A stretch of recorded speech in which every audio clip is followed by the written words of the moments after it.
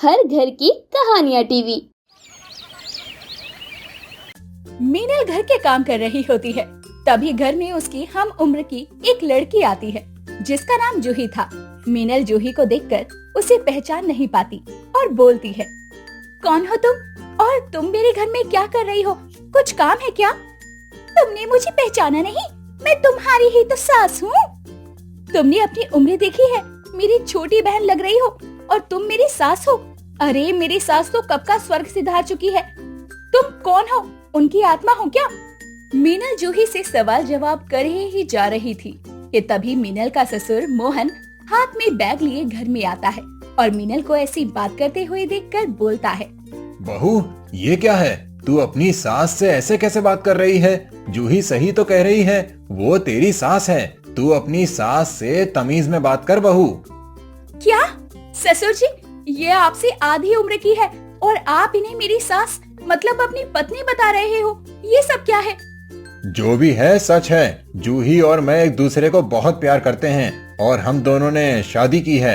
आज से जूही तेरी सास है, इसीलिए तू अपनी सास से जरा तमीज में बात किया कर। मोहन की बात सुनकर मीनल को बहुत जोर से धक्का सा लगता है और वो चुप हो जाती है। ना ही मीनल जूही से बात कर रही थी और ना ही मीनल का पति रोहित उससे बात कर रहा था। अपनी सास ससुर की बात के आगे कोई कुछ कर भी नहीं पा रहा था। कुछ दिनों बाद मीनल रसोई में काम कर रही होती है। तभी वहाँ जूही आती है और बोलती है, अरे बहू जरा मेरे लिए चाय बना दो, सर में बहुत तेज की दर्द हो रहा है। पहली बात तो आप मेरी सास नहीं हो जो तुम मुझे बहू बोल रही हो।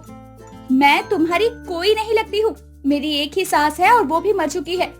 और दूसरी बात तुम्हारी सर दर्द की, उसके लिए भी तुम खुद ही चाय बनाओ।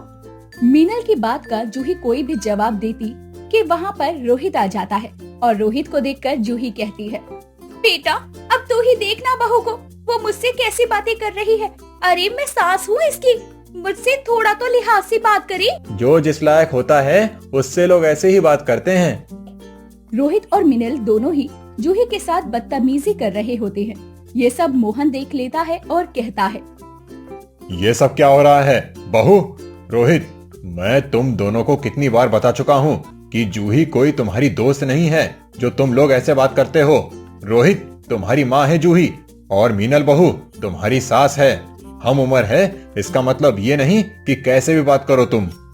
मोहन सुना ही रहा होता है कि तभी जूही को चक्कर आ जाते हैं। मोहन और रोहित जूही को हॉस्पिटल लेकर जाते हैं, जहाँ पता चलता है कि जूही गर्भवती है। और ये बात पता चलने के बाद तो रोहित और मीनल का गुस्सा आसमान पर था, इसीलिए वो उनकी इस खुशी में शामिल भी नहीं होते। कुछ दिनों बाद जूही को कमजोरी लग रही होती है तो वो मीनल को आवाज लगाने लगती है, मीनल, अरे ओ बहू मीनल, कहाँ है? जरा मेरी बात तो सुन। जूही के कई बार बुलाने पर भी मीनल वहाँ नहीं जाती और इसीलिए जूही खुद ही हिम्मत करके मीनल के पास जाती है और बोलती है, बहू मैं तुझे कब से आवाज लगा रही हूँ, तू मेरी बात का जवाब क्यों नहीं दे रही? तुम्हें शर्म नहीं आती है क्या? एक तो अपनी से इतनी बड़ी उम्र के आदमी का बच्चा अपने पेट में लेकर घूम रही हो और अब ये भी चाहती हो कि 4 लोग तुम्हारे आसपास घूमे।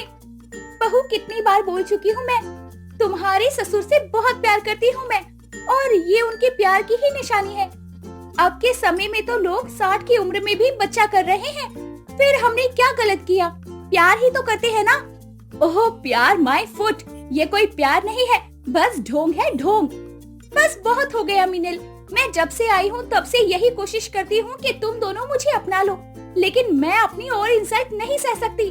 अरे मोहन को अकेला महसूस होता था, उन्हें भी साथ की जरूरत है और वो साथ अगर उन्हें मुझसे मिल रहा है तो क्या बुराई है इसमें? आज के बाद अगर हमारे प्यार पर सवाल उठाया ना तो अच्छा नहीं होगा। जूही के जवाब से मीनल का मुंह तो बंद हो जाता है, लेकिन गुस्सा अब भी बहुत था। कुछ दिनों बाद अपने ससुर के कहने पर मीनल जूही के साथ पार्क में चली जाती है और रास्ते में ही उन्हें उनकी पड़ोसन विमला मिल, अरे मीनल बहू तेरी सास तो बहुत ही जवान है, मैंने सुना है तेरी सास गर्भवती है। सही है, इस उम्र में भी सास और ससुर का प्यार ऊंचाइयों को छू रहा है। अब क्या ही कर सकते हैं विमला आंटी, लोगों में शर्म ही नहीं बची है। ना किसी की उम्र का लिहाज है और ना ही उम्र की कोई सीमा है। अगर सास बनने का इतना ही शौक था तो अपनी पोता पोती को संभालती ना, लेकिन खुद माँ बनने की क्या जरूरत थी? बताओ, सुना है हमेशा सास बहू की गोद भराई करती है, लेकिन यहाँ तो पूरा चक्कर ही उल्टा हो गया है। बहू वारेगी नोट अपनी सास पर और नजर उतारेगी, गोद भराई करवाएगी। पूरे मोहल्ले में गर्भवती सास की ही चर्चा हो रही है अब तो। अब होनी भी चाहिए, बात ही कुछ ऐसी है। खैर छोड़ो आंटी, हमें क्या, हम क्या ही कर सकते हैं। मीनल, तुम घर की बहू हो, तुम्हारा काम घर की इज्जत को बचाना होना चाहिए, और तुम ही बाहर वालों के आगे घर की इज्जत को ऐसे उछाल रही हो। लो भाई, कर लो बात। इज्जत की बात कर भी कौन रहा है, जिसे ना खुद की इज्जत की पड़ी है और ना ही दूसरों की इज्जत की। मेरी बातें इसीलिए ही इतनी चुभ रही है ना तुम्हें, क्योंकि मैं सच बोल रही हूँ। बहुत अच्छा है, चुभनी भी चाहिए, कम से कम ऐसे ही कुछ शर्म आ जाए।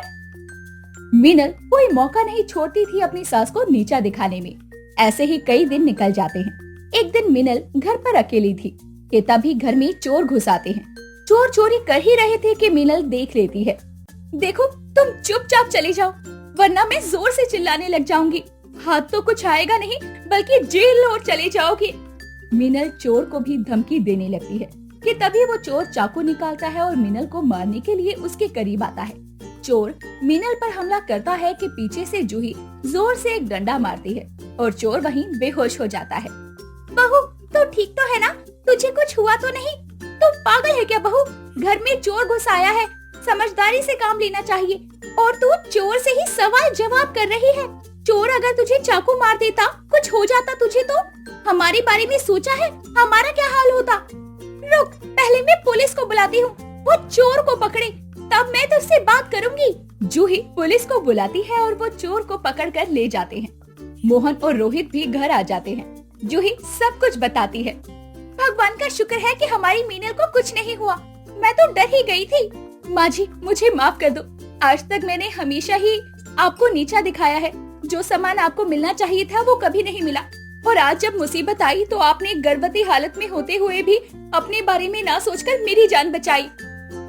मुझे थोड़ा समय तो लगेगा आपको अपनाने में, लेकिन मैं दिल से आपका शुक्रिया कर रहा हूँ। आपने मीनल की जान बचाई। पागल, तू मेरी बहू है। भले ही मैं उम्र में तेरी जितनी ही हूँ, लेकिन दिल तो है ही ना मुझ में। और अगर तुझे कुछ हो जाता तो मैं किससे लड़ती? मुझसे बहुत बड़ी गलती हो गई, मुझे माफ कर दो ससुर जी। आप भी मुझे माफ कर दो। अगर आज माँ जी सही समय पर नहीं आती तो शायद आज मैं जिंदा नहीं होती। मैं अपनी गर्भवती सास की ऐसी गोद भराई करूंगी कि पूरा मोहल्ला याद रखेगा। मीनल बहुत धूमधाम से अपनी सास की गोद भराई करती है, जिसके बाद दोनों सास बहू बहुत बहुत प्यार से साथ में रहती हैं।